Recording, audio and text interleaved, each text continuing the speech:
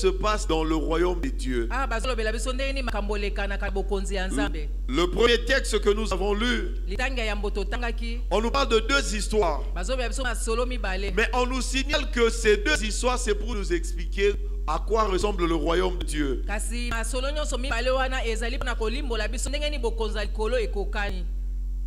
Ce texte commence à partir du verset 1. Alors le royaume des cieux sera semblable à. Au fait, on est en train de nous apprendre des éléments dont il faut tenir compte. Pour croire, pour savoir qu'on fait partie du royaume des dieux. Dans la première histoire, l'histoire de vierges folles et de versage, on nous parle de trois éléments. Le premier élément, c'est la sélection. On ne peut pas entrer dans le royaume des dieux si on n'a pas été sélectionné, si on n'a pas été choisi. Ici, il y avait plusieurs vierges dans cette ville. Mais il n'y avait que les 10 là qui avaient été choisis pour faire partir de noces de l'époux. Et donc le royaume, c'est un endroit où Dieu sélectionne des gens. C'est pas tout le monde qui fait partie du royaume de Dieu.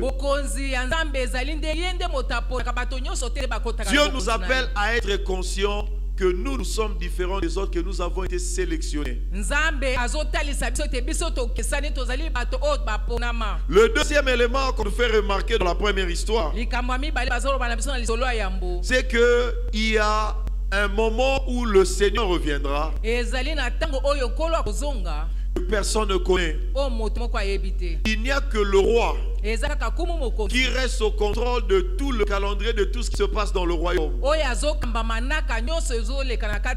Ce sont des similitudes qu'on trouve aussi dans la deuxième histoire. Que ce soit là où on parle de talent, que ce soit là où on parle de mine.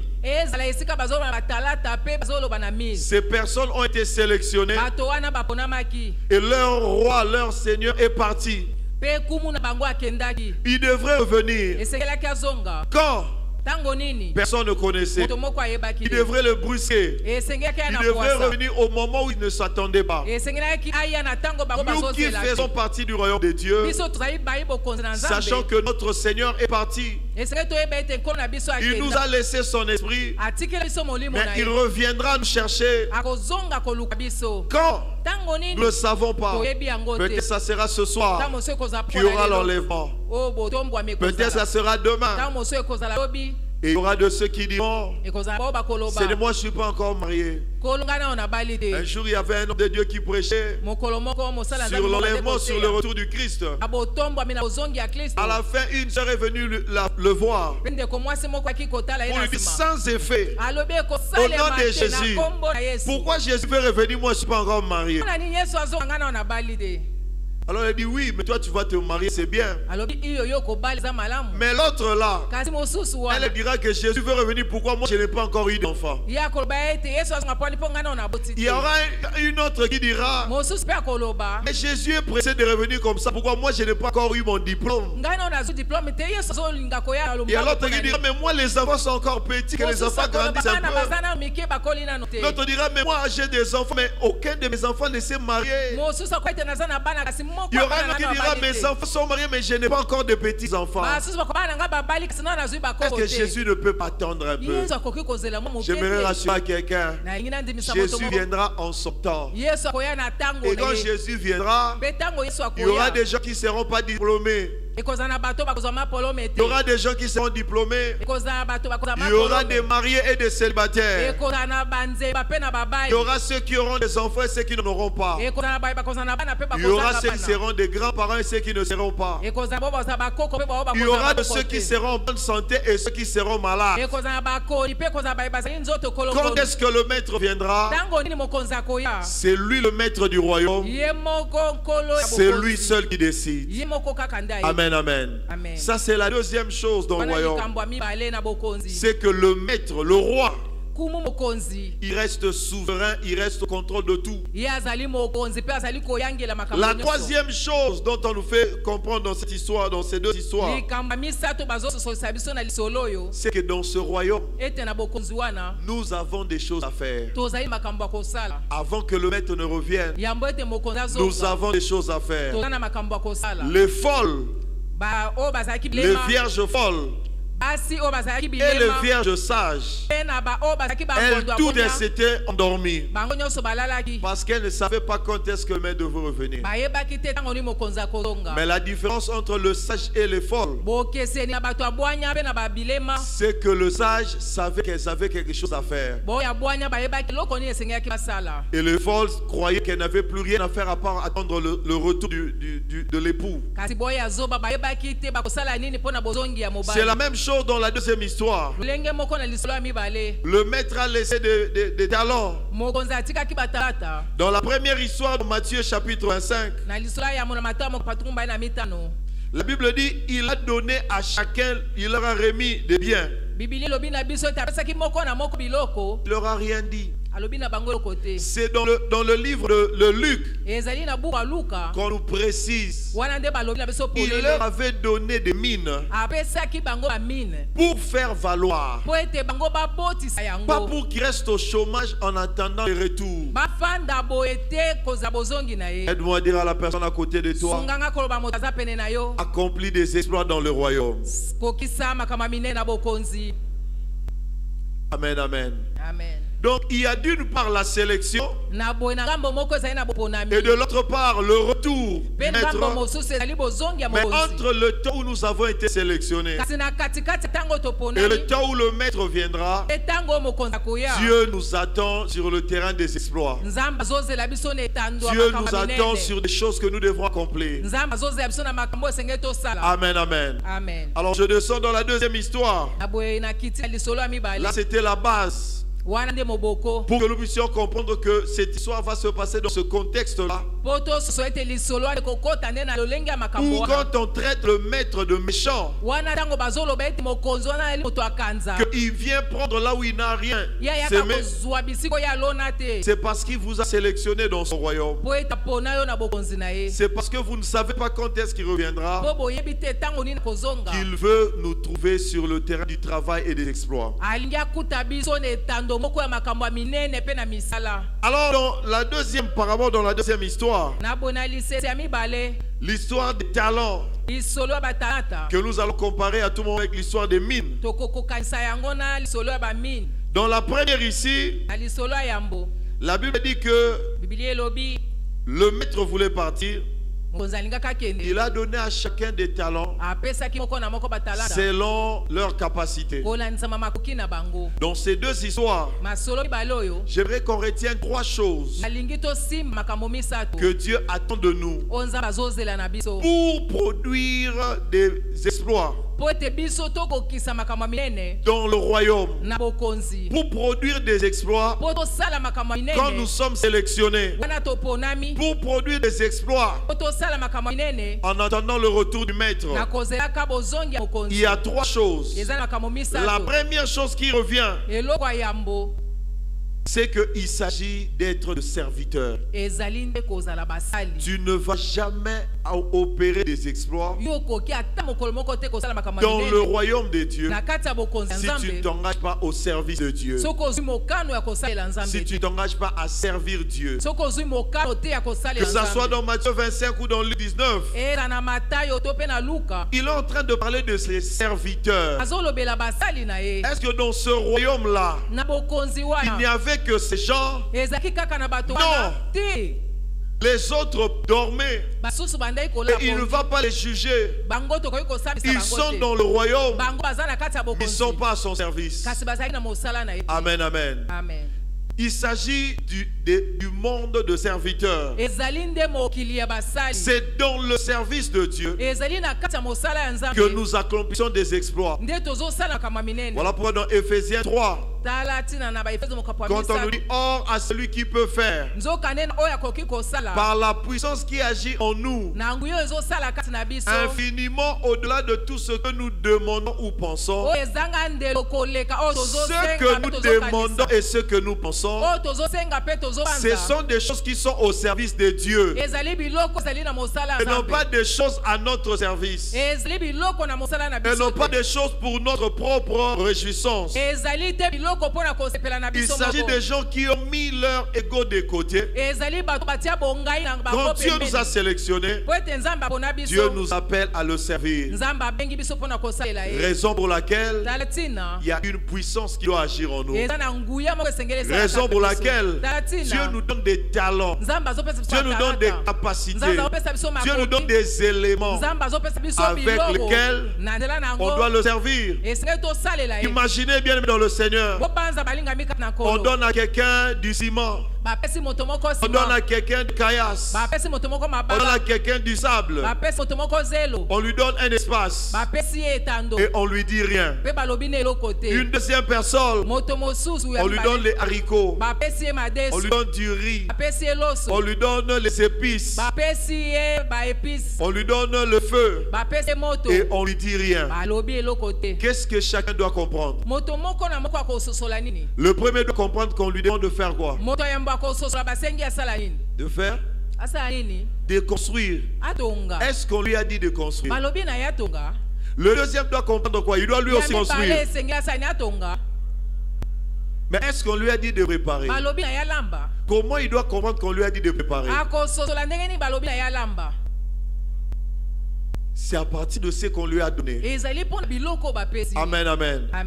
Quand Dieu nous donne des choses, quand il nous sélectionne, quand on regarde le talent, les dons que nous avons, on peut comprendre ce à quoi on est appelé. On peut comprendre ce que Dieu attend de nous. Bien dans cette histoire, le premier serviteur qui avait reçu 5 talents, s'il avait multiplier cela et qu'il revenait avec le maître, il revenait plutôt au maître avec 7 talents, le maître allait le punir. Amen, amen. Cela sous-entend que de ces 5 talents qu'il a reçus, il n'a multiplié que 2. Le 3 autres, il n'a pas utilisé. Mais celui qui avait un seul talent, tout ce qu'on attendait de lui, il revient avec combien de talents? 2. Ça dépend de ce que Dieu lui avait donné. Amen, amen. J'aimerais poser la question à quelqu'un ce matin.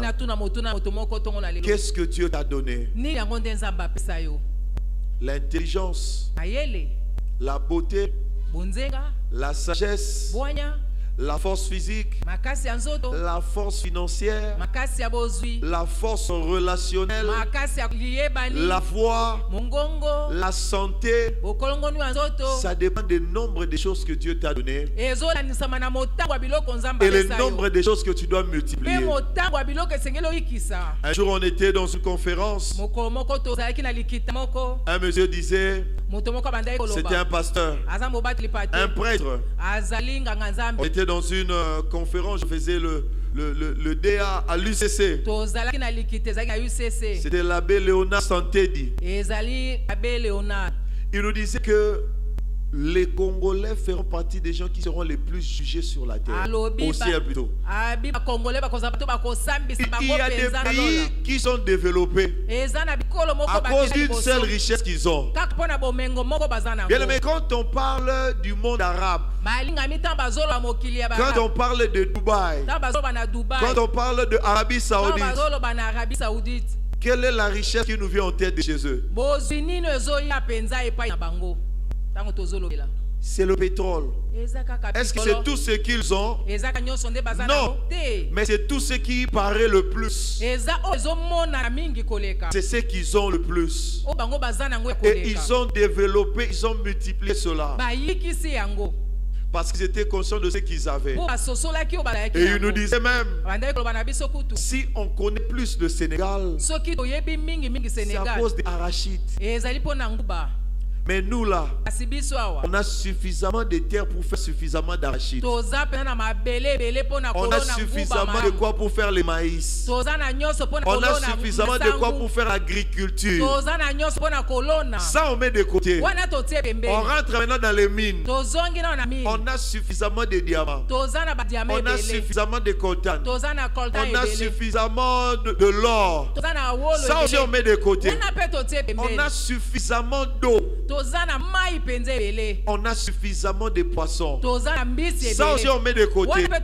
On a suffisamment d'intellectuels. Les théologiens disent que quand Dieu donnait aux enfants d'Israël la terre promise,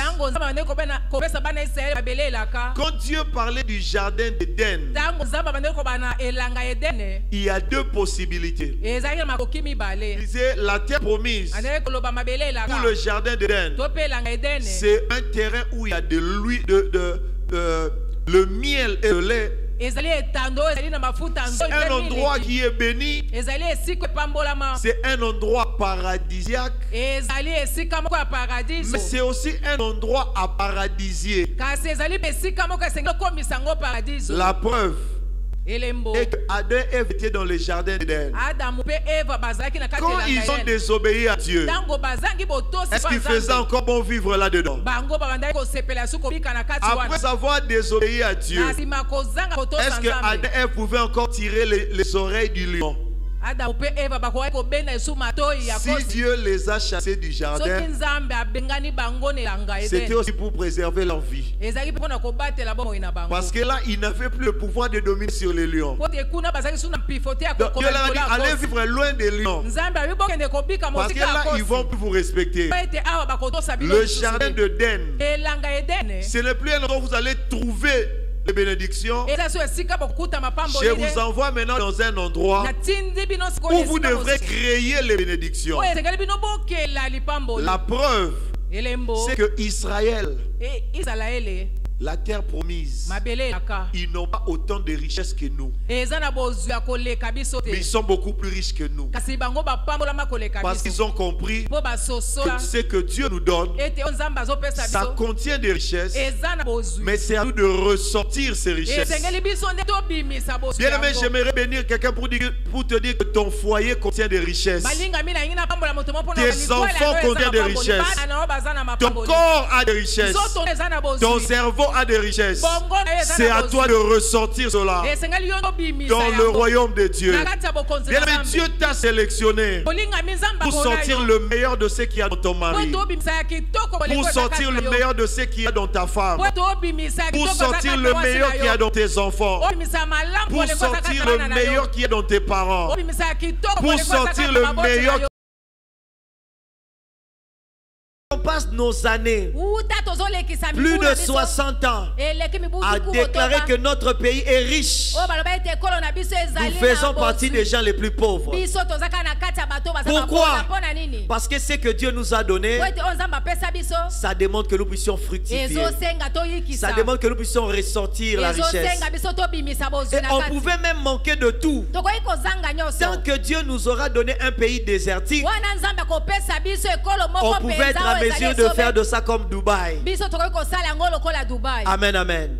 Des gens qui restent dans le désert, mais qui ne manquent pas d'eau. Alors que des gens qui ont plein de rivières et de fleuves, il nous arrive de faire une semaine, il n'y a pas d'eau.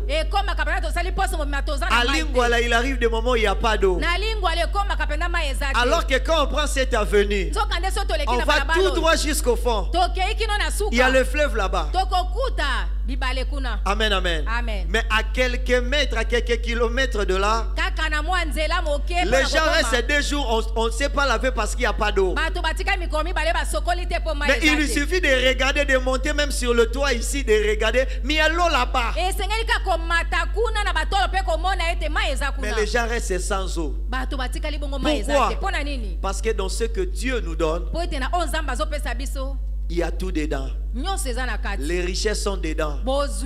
C'est à nous de travailler cela. On doit être conscient qu'on doit se mettre au service de Dieu, au service de la manifestation des richesses de Dieu qui se trouve dans ce que Dieu nous donne. Amen, amen. Aide-moi à dire à la personne à côté de toi, il y a tout dedans. Ne cherche pas à changer de foyer. Ne cherche pas à changer de nationalité. Ne cherche pas à fuir ton pays. Ne cherche même pas à changer d'église. Dans l'église où Dieu t'a placé, il y a tout dedans. Il y a tout dedans. Mais comment l'église là-bas, il y a des miracles là-bas? Mais ils ont travaillé. Pourquoi ici il n'y a rien? Mais parce que Dieu nous appelle à travailler, à être à son service. Quand on est conscient de service qu'on doit rendre à Dieu, on prend conscience aussi de la même manière que dans ce que Dieu nous donne, il y a des richesses dedans. Dans la bouche que Dieu t'a donnée, il y a la vie là-dedans. Et si tu n'ouvres pas ta bouche pour proclamer la vie, c'est la mort qui va sortir. Amen, amen. Dans le couple que Dieu t'a donné, il y a la paix là-dedans. Mais si tu n'acceptes pas d'être serviteur et servante, vous allez faire catch américain dans le couple. Amen, amen. J'étais avec un frère qui me disait, pasteur, je suis allé dans cette famille. J'ai trouvé papa et maman. Catch américain. Papa est monté par-dessus la 3e corde. Il a sauté sur maman. Maman donnait à papa chiroshot. J'ai dit, hein? Et quand je viens voir papa, il dit, mais c'est comment vous voulez me tuer? J'ai dit, ah, non, il s'agit de chiroshot. Donc le frère était en train de m'expliquer ce qui s'est passé là-bas avec l'illustration du catch américain. Vous me dites qu'il y avait la violence là-bas dans cette maison. La violence verbale, la violence physique et même la violence spirituelle. Mais tout ça pourquoi? Parce que personne ne veut servir. Et quand on parle de servir, on est en train de nous parler de ce passage qui nous dit que tout ce que vous voulez que les hommes fassent pour vous, vous faites quoi? Faites-le de même pour eux. Ce que vous voulez que les gens fassent pour vous, c'est votre droit. Faites-le. Ça c'est votre devoir. Et quand je donnais le cours d'éducation civique à Chaumba, quand j'ai donné ce passage aux enfants, je leur disais entre les droits et les devoirs, qu'est-ce qui vient en premier? Ce que vous voulez que les gens fassent pour vous, ou ce que vous devrez faire? Qu'est-ce qui doit être fait en premier? Ce que vous devrez faire. Parce que ce que vous voulez, c'est votre souhait, c'est votre désir, c'est votre droit. Ça vous revient. Mais là, il dit restez là dans ce qui vous revient. Mais commencez d'abord par faire ce que vous devrez donner aux autres. C'est ça la pensée du serviteur. Un serviteur, c'est pas celui qui commence par réclamer son argent. C'est pas celui qui commence par réclamer son droit. C'est celui qui commence par faire son devoir. Et c'est comme ça que j'allais parler de l'esprit de quelqu'un. Mais j'ai peur d'être poursuivi. Le pasteur parle maintenant de l'esprit de tel, l'esprit de tel. Il y avait un footballeur au Congo, parmi les plus talentueux, qui n'avait pas compris le sens de serviteur et qui a gâché son talent. Mamale. Amen, amen. Amen. Mamale. Lui, quand il venait jouer, il commençait pas par faire son devoir. Il commençait pas par être serviteur. Il commençait d'abord par réclamer son salaire. Le principe de Mamale, Mongo Moukie, Bale Moukie. Donc moi, avant que je joue, dites-moi là-bas, vous allez me donner combien? Si l'argent que vous allez me donner, c'est peu d'argent, je vais vous jouer un petit football. Si vous dites que c'est beaucoup d'argent, je vais vous jouer beaucoup de football. Conséquence, il a disparu dans la nature. Il est même mort. Il est allé jouer en Afrique du Sud. Il est allé jouer au Japon avec la même mentalité. Alors que partout dans le monde, ça commence par un grand travail avec un grand salaire. Il faut que tu joues beaucoup de football pour qu'on te paye beaucoup d'argent. Lui, il a fait le contraire. S'il y a des gens à qui on donne beaucoup, c'est parce qu'ils ont beaucoup fait. Ils ont beaucoup travaillé. J'ai même un ami qui me dit souvent, on ne donne le trophée que à ceux qui ont trop fait. Si tu as trop fait, on va te donner on va te donner un trophée. Amen, amen. Si tu ne fais pas trop, tu n'as pas droit au trophée. Amen, amen. Bien-aimés dans le Seigneur, pour faire des exploits dans le royaume, on doit être rempli de la conscience qu'on est des serviteurs. On doit commencer par faire nos devoirs avant de réclamer nos droits. Malheureusement, le diable voulant détruire le monde, il nous parle des devoirs des hommes ou bien des droits de l'homme.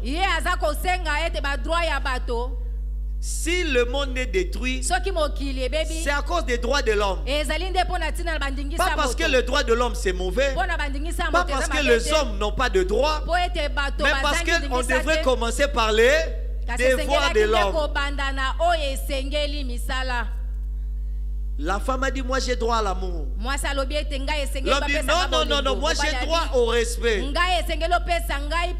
Mais personne ne veut faire son devoir. Chacun réclame ses droits. Et on nous encourage à réclamer nos droits. Dieu nous appelle à faire nos devoirs, à être de serviteurs. C'est comme ça que les exploits vont se faire. Amen, amen. La première chose dans le royaume, c'est le devoir, le être serviteur. La deuxième chose, dans ces histoires qu'on a lues, je viens dans le passage de Luc. La Bible dit,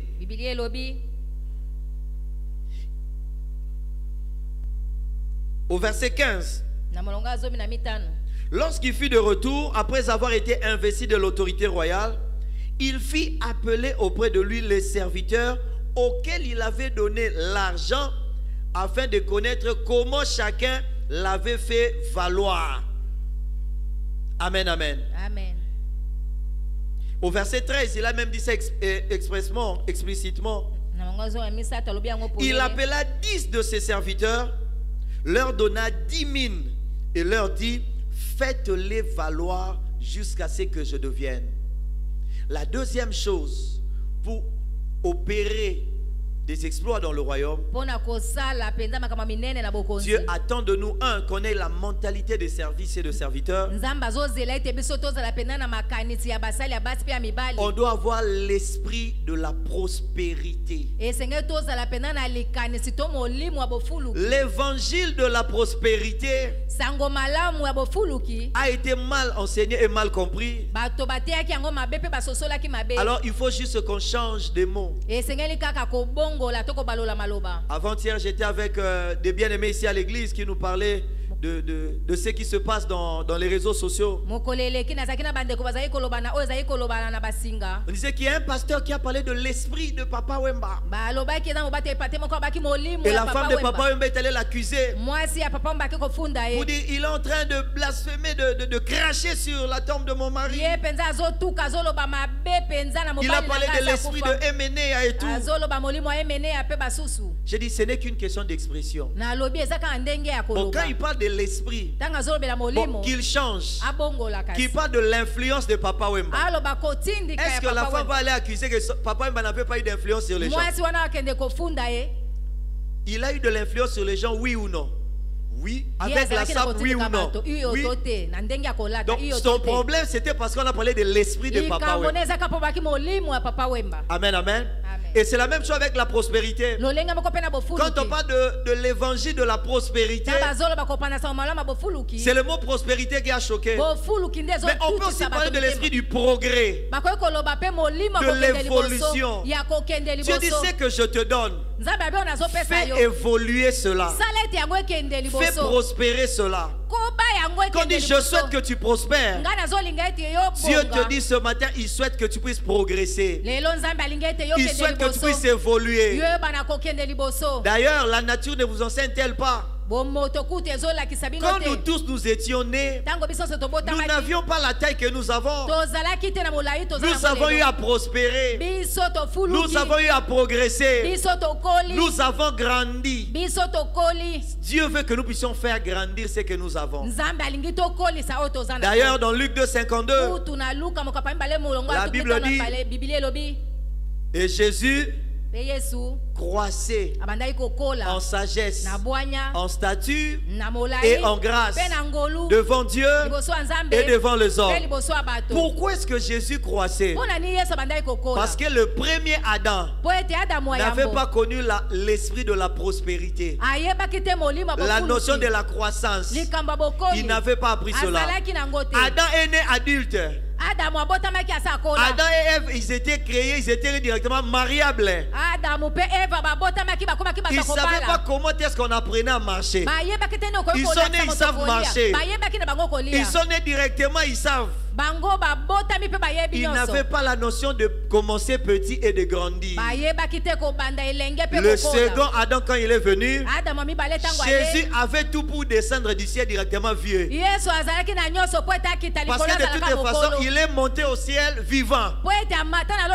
Donc il pouvait venir aussi de là vivant. Mais il a dit non.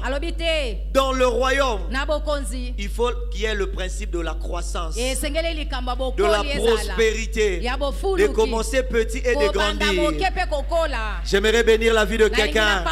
Peu importe comment tu as commencé petit, si ton corps a grandi, ton esprit aussi va grandir. Ton argent aussi va grandir. Tes pensées aussi doivent grandir. Tout de toi doit grandir. Paul pouvait dire, quand j'étais enfant, j'ai parlé comme un enfant, je raisonnais comme un enfant. Maintenant que j'ai grandi, maintenant que je suis devenu adulte, j'ai fait disparaître ces choses-là. J'ai pris le Seigneur pour que ton salaire aussi grandisse. J'ai pris le Seigneur pour que ta paix aussi grandisse. J'ai pris le Seigneur pour que ta santé aussi grandisse. D'ailleurs, quand Christ viendra chercher l'église, il viendra chercher une église glorieuse, pas une église faible, pas une église persécutée, mais une église dominante. Amen, amen. Bien-aimé, ici, il est question de faire valoir, de faire grandir. Quand on veut accomplir des exploits, on doit être rempli de la pensée selon laquelle, quel que soit ce que Dieu me donne, je dois le lui rendre différemment. Je dois le lui rendre beaucoup plus grand. Je dois travailler pour que ce que Dieu me donne puisse se développer. C'est la mentalité du développement. On ne doit pas rester à l'état brut. On ne doit pas laisser le fleuve Congo comme ça a toujours été. On ne doit pas laisser nos richesses aller être développées ailleurs. On doit les transformer ici. On doit les développer ici. On ne peut pas laisser notre intelligence être développée par les autres. On doit développer notre propre intelligence. On ne doit pas laisser notre église être comme ça. Il y a une sœur qui me disait, la sœur de l'église, il disait, mon frère me disait, si Livingstone s'est réveillé, si Stanley est revenu au Congo, il ne va pas se perdre. Il va retrouver les mêmes routes là qu'ils avaient laissées. Ils vont retrouver ça. Ils ne vont même pas se perdre. Amen, amen. Amen. Ils vont revenir dire ça c'est la route que j'avais conçue, ça va jusque là. Voilà ça. Des siècles après, ils vont trouver les mêmes routes là. Ça existe. Depuis qu'on nous avait construit là. Si papa maréchal revenait, il ne va pas se perdre. Il va retrouver le même pont maréchal qu'il avait laissé là. Ça c'est le pont maréchal là. Il faudrait que quand Mobutu ressuscité, parce que tout le monde va ressusciter. Amen, amen. Amen. Le jour là, tout le monde va pour aller au ciel ou en enfer, pour être jugé ou bien pour être récompensé. Mais quand ils vont ressusciter, en passant par la RDC, l'ancien Zaïre, avant d'aller là-bas, quand Mobutu passe, il faut qu'il pose ça. C'est quel pays? C'est le pays que tu avais laissé. Ah bon?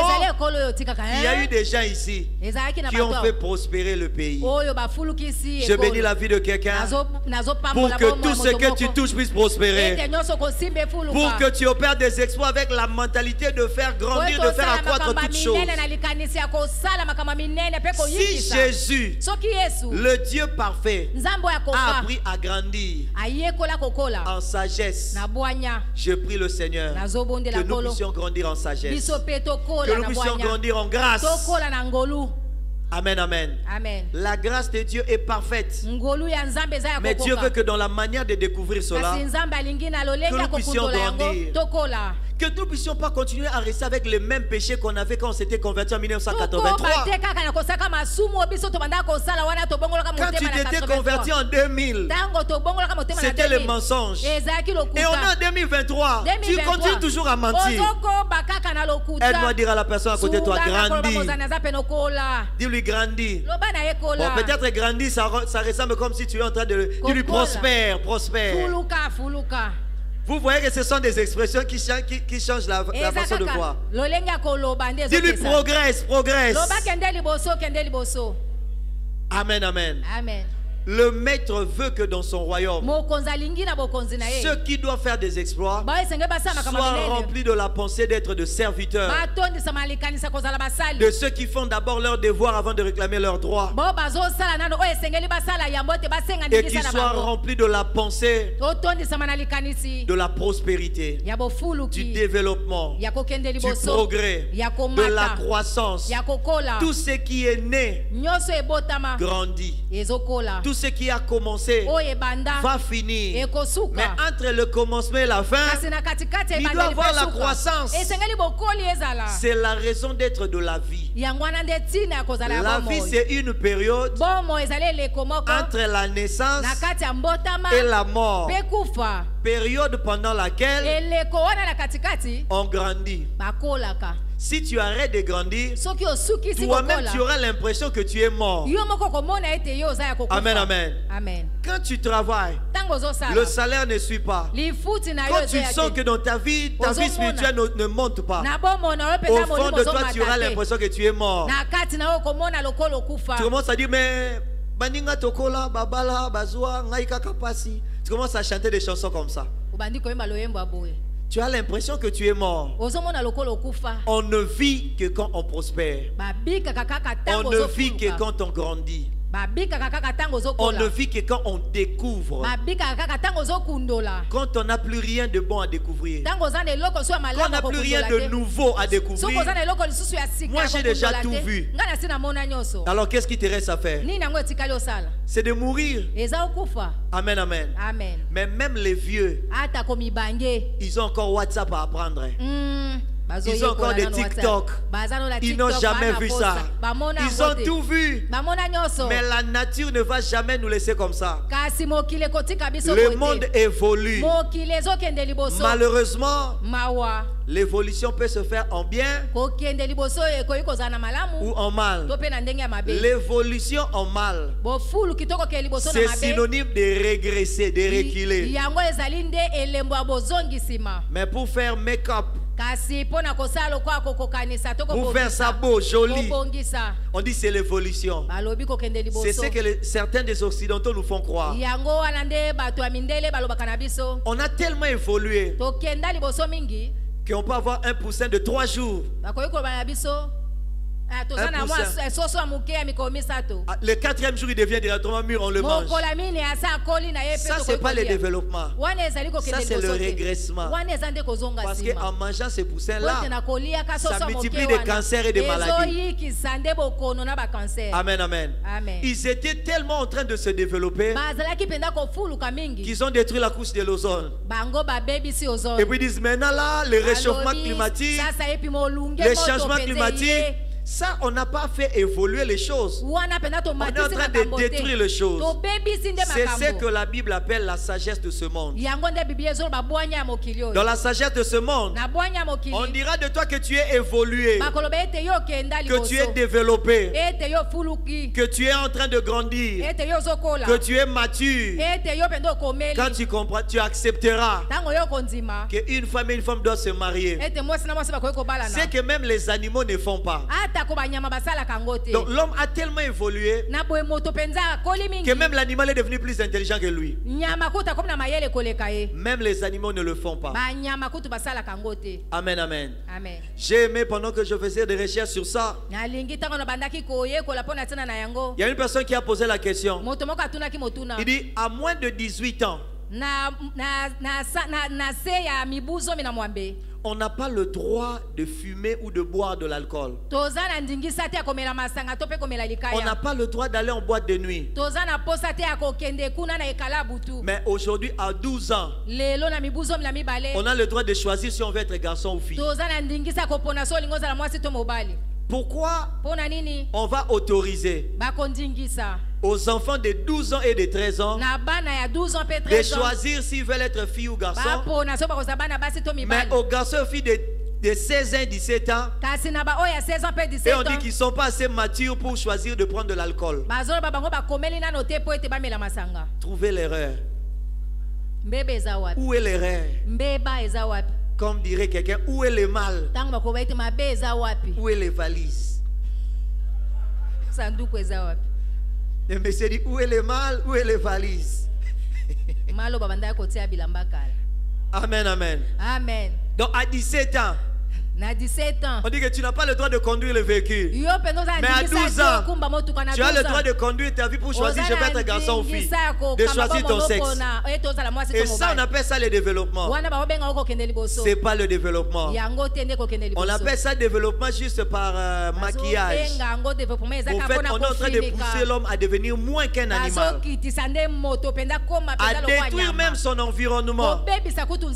Et dire que c'est ça le développement. C'est pas ça. Le développement, c'est que la terre que Dieu nous donne, les enfants que Dieu nous donne, nous devons faire d'eux des paradis. On doit les paradisier. On doit faire d'eux qui deviennent des gens meilleurs. Et non pas des gens qui tendent vers les antivaleurs et des choses négatives. Bien aimé, la deuxième chose, Dieu attend de nous que nous soyons remplis de la pensée de la prospérité. La troisième et la dernière, c'est dans Luc 19. Il y a deux choses qui se passent. Au verset 16 et 17, même 18, on dit, le premier vint et dit, Seigneur, ta mine a rapporté 10 mines. Il lui dit, c'est bien, bon serviteur, parce que tu as été fidèle en peu de choses. Parce que tu as multiplié, tu as fait prospérer, tu as fait progresser, tu as fait développer les peu que tu avais, reçois le gouvernement de 10 villes. Reçois la domination de 10 villes. Pour opérer des exploits dans le royaume, on doit être rempli de la pensée de la domination. La Bible nous dit dans Genèse chapitre 1, le verset 26, que Dieu a créé l'homme. Faisons l'homme à notre image, selon notre ressemblance, et qu'il domine. S'il ne domine pas, il ne va pas faire prospérer. Mais comment il doit dominer? En étant les serviteurs. La Bible dit que le plus grand parmi vous soit votre serviteur. Donc quand on parle de la domination, les gens pensent directement à être assis et les autres sont en train de nous servir. La domination dont il est question ici, c'est être à mesure de servir pour le bien des autres. Le chef, c'est le premier serviteur de tout le monde. D'ailleurs, nos autorités, on les appelle des ministres. Ministre, ça veut dire serviteur. Un ministère, c'est un service. Amen, amen. Amen. Malheureusement, chez nous, c'est pas à ça que ça ressemble. Quand on dit qu'il est ministre, ça veut dire qu'il a le droit de conduire dans tous les sens. Personne n'a rien à lui dire. Ça veut dire que si tu cognes, tu n'as nulle part où l'emmener. Il est ministre. Est-ce que c'est comme ça qu'on traite nos serviteurs à la maison? Bon, à part à un moment quand on est serviteur, il y a quand même certains services qui nous donnent un peu d'autorité sur les autres. Comme les gens qui torchonnent la maison. Moi j'ai fait plus de 2 ans, c'est moi qui torchonnais la maison tous les jours. Et pendant qu'on est en train de faire ces services, on peut décréter, personne ne va passer ici. Si quelqu'un passe, on dit c'est toi-même qui vas travailler. Et on a le droit de fermer la maison, on dit je torchonne, personne n'entre. Parce que je fais un service qui me donne de l'autorité sur vous. Amen, amen. Amen. Ce n'est pas un service où on maltraite des autres, mais c'est un service pour le bien des autres. Parlons de la domination. Dominer, ça veut tout simplement dire avoir le contrôle sur quelque chose pour faire prospérer cette chose-là. On ne domine pas sur les gens pour notre bien. D'ailleurs, dans ce passage, dans la deuxième partie, il y a eu des gens qui ont refusé que le maître domine sur eux. Il y a d'une part des gens à qui Dieu, le maître, donne la domination, le gouvernement. Il y a de l'autre part des gens que le maître va tuer parce qu'ils ont refusé que quelqu'un domine sur eux. De là, nous pouvons comprendre. Si tu acceptes que Dieu domine sur toi, c'est alors que Dieu acceptera que tu domines sur les autres. Si tu acceptes d'être subalterne de quelqu'un, Dieu permettra qu'il ait tes subalternes. Si tu es prêt à te soumettre sous la main puissante de Dieu, c'est alors que Dieu va t'élever. C'est ce qui arrive dans Philippiens chapitre 2. Quand la Bible dit que nous devrons avoir en nous le sentiment qui était en Jésus-Christ. Je conclus par ce passage. Verset 5. Ayez en vous les sentiments qui étaient en Jésus-Christ, lequel exista en forme de Dieu, n'a point regardé comme une proie arrachée d'être égal avec Dieu, mais il s'est dépouillé lui-même en prenant une forme de serviteur, en devenant semblable aux hommes et ayant paru comme un simple homme. Il s'est humilié lui-même, se rendant obéissant jusqu'à la mort, même jusqu'à la mort de la croix. Ça veut dire qu'il a accompli sa mission, il a fait son devoir, il a multiplié ce qu'il avait en lui. C'est pourquoi aussi Dieu l'a souverainement élevé et lui a donné le nom qui est au-dessus de tout nom, afin qu'au nom de Jésus, tout genou fléchisse dans les cieux, sur la terre et sous la terre, et que toute langue confesse que Jésus-Christ est le Seigneur, à la gloire de Dieu le Père. Amen, amen. Amen. Et la suite nous dit ainsi, mes bien-aimés, comme vous avez toujours obéi, travaillez à votre salut avec crainte et tremblement, non seulement en ma présence, mais bien plus encore maintenant que je suis absent. Car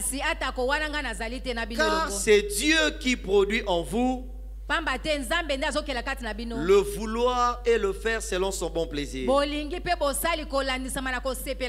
Amen, amen. Amen. Bien-aimés, ici on nous parle de Jésus qui a été glorifié, qui domine au-dessus de tout nom, au-dessus de toute domination, au-dessus de tous les esprits. Quand on parle de domination, on parle aussi de combat. Tu ne peux pas t'assujettir quelque chose sans te battre. C'est ce qu'on nous montre dans Éphésiens 6. Que nous devons prendre les armes de Dieu. Et parmi ces armes, il y a le fait d'être dans la vérité. Il y a le fait d'être conscient du salut que nous avons reçu. Et il s'agit d'être au service, de s'humilier, avoir des bons sentiments, des bonnes dispositions. Ce sont ces attitudes-là, ces sentiments-là qui étaient en Jésus-Christ, qui lui ont donné la force, qui lui donnent la force, qui lui donnent la capacité de dominer. Dieu règne par le service. Si Dieu est Dieu, c'est parce qu'il est le seul qui est capable de nous rendre certains services, comme le souffle de vie. Et parce qu'il est le seul qui peut rendre ces services-là, il est humble. On peut l'insulter. Si je me fâche, c'est tout le monde qui va mourir. Si j'arrête de faire mon devoir, de donner la vie à tout le monde, ça ne servira à rien. Je continue à me faire petit comme Jésus. Dieu est venu, il s'est rendu homme. Il s'est fait humble. Il a accepté tout ça. Il a fait son devoir. Et enfin, c'est lui qui reste en train de contrôler les exploits auxquels Dieu nous appelle dans son royaume. C'est l'exploit de service, l'exploit de la prospérité, l'exploit de la domination. Amen, amen. Et ces trois choses-là, dans Philippiens 2, le verset 12, on nous appelle à travailler à notre salut. Travailler sur le salut que nous avons. Travailler sur le Dieu qui est venu habiter en nous.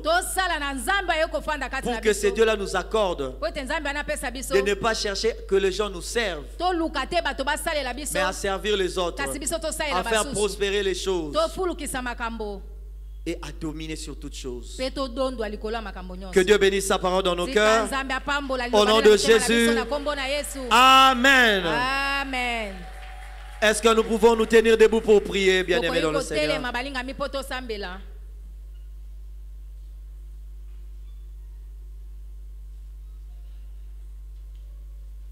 Dans Apocalypse chapitre 5, le verset 10, tu as fait d'eux un royaume et des sacrificateurs pour notre Dieu, et ils régneront sur la terre, et ils domineront sur la terre.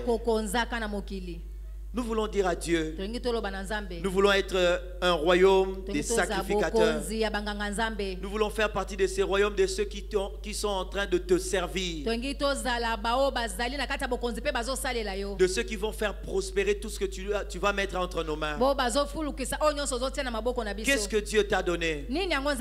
Un mariage, une famille, des enfants, un travail, un corps, une intelligence, les paroles, une église, un quartier, une parcelle, des amis. Fais prospérer cela. Dis à Dieu, j'aimerais régner par le service et en faisant développer les autres. Est-ce que quelqu'un peut prier le Seigneur? Dis à Dieu, si tu as fait de moi un sacrificateur dans ton royaume, aide-moi à dominer sur l'argent. Je refuse que l'argent me domine. Je veux que l'argent l'argent que je serve. Je ne veux pas garder des comptes en banque. Et si Jésus revenait, cela s'annule. J'aimerais utiliser mon compte en banque pour sauver des vies, pour faire prospérer des vies, pour investir. Comme cet homme, le maître lui a dit, il fallait mettre ça en banque pour que ça produise des intérêts. Dis à Dieu, j'aimerais être l'agent de ton intérêt. Moi, je veux te servir aux intérêts de Dieu. Prie le Seigneur. Aux intérêts de la RDC. Je ne veux pas trahir mon pays pour mes propres intérêts. Prie le Seigneur. Dis à Dieu, aide-moi à dominer. Aide-moi à régner. Aide-moi à me battre. Aide-moi à vaincre. Avec ce que tu m'as donné. Je refuse que l'argent domine sur moi. On va me citer des sommes et des sommes d'argent.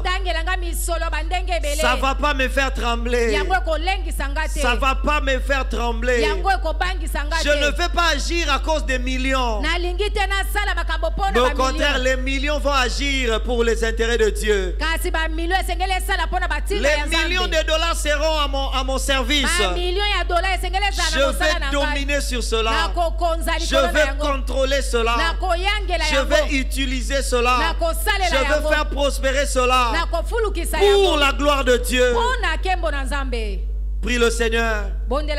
Dis à Dieu, ce que tu me donnes, je veux le faire prospérer. Je veux accomplir des exploits dans le royaume.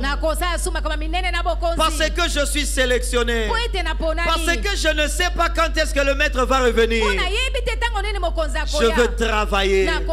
Je veux travailler sur l'intelligence que tu m'as donnée, sur la famille que tu m'as donnée, sur l'église que tu m'as donnée, sur les talents que tu m'as donnés.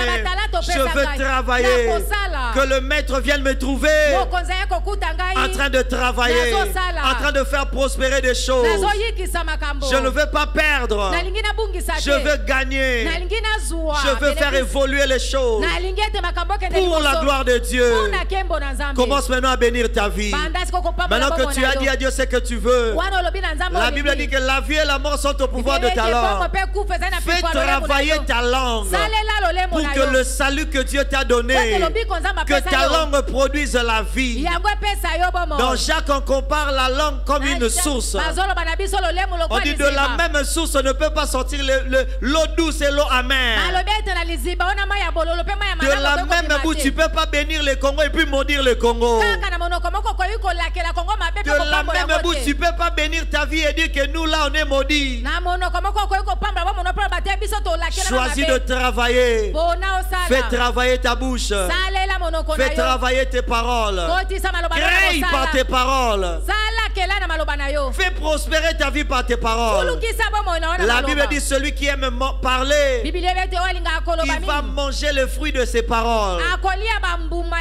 Il va expérimenter les résultats de ses paroles. Commence à dire je suis béni. Ma famille est bénie. Mes enfants sont bénis. Mon corps est béni. Mon travail est béni. Mon intelligence est bénie. Mes pensées sont bénies. Ma maison est bénie. Mes amis sont bénis. Mon véhicule est béni. Tout ce qui est à moi est béni. Mon pays est béni. Ma voix est bénie. Mes talents sont bénis. Cela va servir à la gloire de Dieu. Cela va servir à l'honneur de Dieu. Bénis ta vie. Bénis ta vie. C'est comme ça que tu iras au-delà. Tu vas vivre au-delà. Si seulement tu penses prospérité, si tu penses progrès, si tu penses service, si tu penses domination, Dieu va faire des exploits avec toi. Au-delà de ce que tu penses. Prie le Seigneur. Prie le Seigneur. Bénis ta vie.